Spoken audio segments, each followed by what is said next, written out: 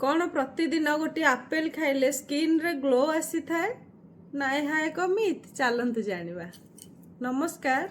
Apple रे vitamin C और polyphenols भली शक्तिशाली एंटीऑक्सीडेंट थाए। एगुड़िक शरीरर फ्री राडिकल जो हेउथिबा स्किन रो क्षति को कमाइबारे साहाय्य करे। आपेल रे थिबा विटामिन सी कोलाजेन तैयारी करिबारे साहाय्य करे और कोलाजेन स्किन को टाइट स्मूथ और सुस्थ रखि थाए। सेथि सह आपेल रे थिबा फाइबर आमर पाचन प्रक्रिया को मध्य समर्थन करिथाए।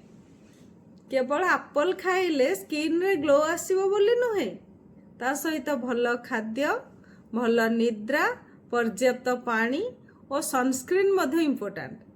ताहले आ डेरी काहेकि आपनक डाइट रे आपेल को ऐड करंतु, आपनक स्किन रे ग्लो देखंतु। Thank you.